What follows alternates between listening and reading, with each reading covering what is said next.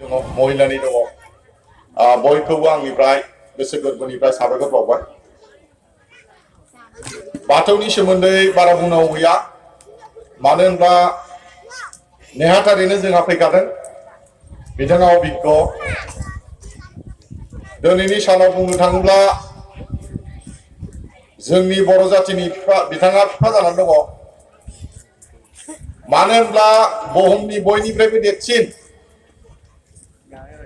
फुरानासिन गोजामसिन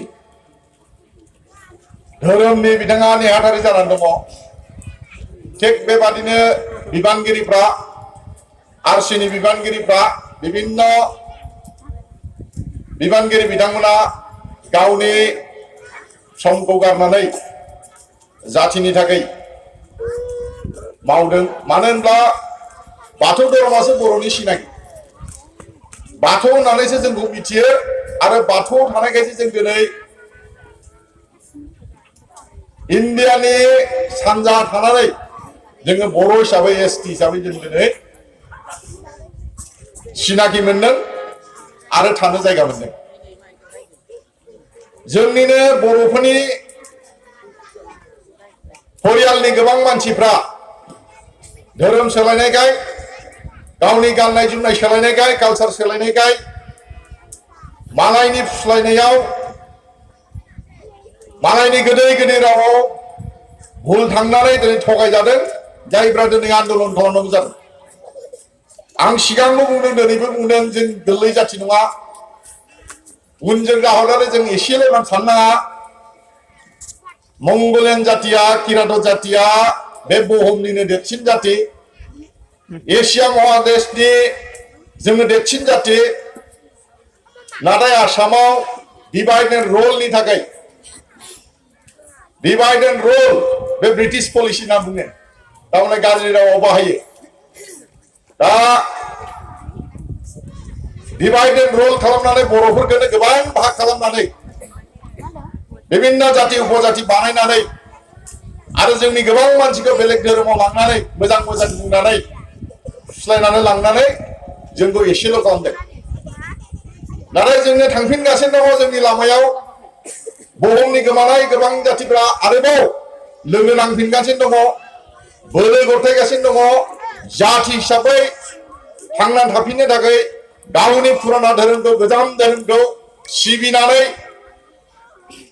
बे बुहुमाव गसंथानो थाखाय जानजि खाफ्रागासिनो दङ। थिग जोंबो बे लाइनावनो थांगासिनो दङ। इक'नमि होन, एग्रिकालचारावनो होन, फरायनायावनो होन। दानि थांनाय आफादगिरिया, आसलते आं आफादगिरिखौ सिगां बुंग्रोनांगौ बुङाखै, मानो होनब्ला जोंनिया एसे भुल जादों। आफाद सालायनाया फोरोंनांगोन, बिथाङा गोदान बुंलांदों आं दिनैसो सालायदों होननानै। मिटिंआव जुदि सोरबा बेखेवग्रा थायोब्ला बेखेवनायनि उनावसो आफादगिरि फैयो। आफादगिरि फैनायनि उनाव सिनायथिया जायो। जोंनिया एसे भुल जादों।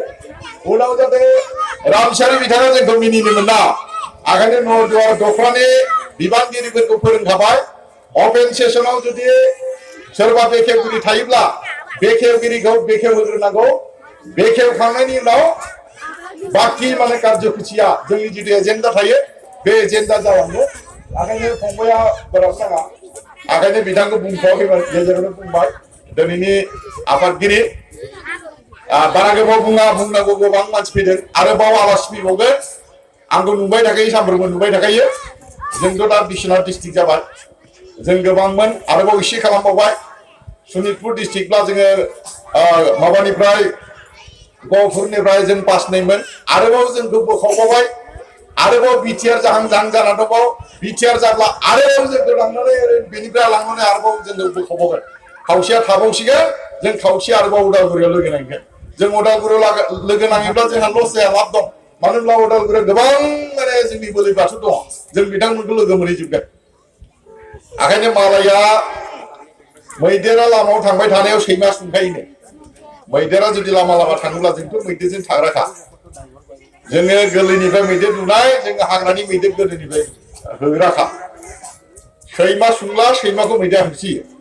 आरो जोंनि शास्त्रआव दंखायो, दाकर बसन होनना बुङो, दाकर बसनाव दंखायो जे लामाजों मैदेर थांबा सैमा सोङो जोंनि धोरोमखौ नुनानै जुदि सोरबा मिनियोब्ला जों उल्था मिनिफिननांगौ मानोना जोङो मैदेर आरो जोङो जोंनि लामायाव दंखायो थारमाने जों ट्रेकखौ सोलायाखै लामाखौ सोलायाखै जोङो बर' हारिनि थांनांगौ लामायाव बर' हारिखौ दैदेननांगौ बर' हारिनि जारिमिननि लामायावनो जों दंखायो बर' हारिनि हिस्ट्रियाव जों दङ जोंसो आसला थारमाने जोंसो गिबिया जों जायगायावनो दंखायो जों ट्रेकआव दङ रेलआ थारमाने साइथिंनिफ्राय गोलैयाखै साइथिंआव दङ मालायफ्रा साइथिंनिफ्राय गोलैदों बेलेग बेलेग धोरोम लानायफ्रा साइथिंनिफ्राय एरायबाय थारमाने ट्रेकनिफ्राय बिसोरो दिरिल जाबाय खिन्थु जोङो ट्रेकआव दंखायो आखायनो मालाया जुदि जोंखौ मिनियोब्ला जों उल्था मिनिफिननांगौ मानो होनब्ला जों ट्रेकआव दंखायो बयखौबो साबायखर बावनानै आलासिफोरखौ बयखौबो साबायखर बावनानै बयनिबो माबाखौ लाजोबाखसै सनमान होजोबाखसै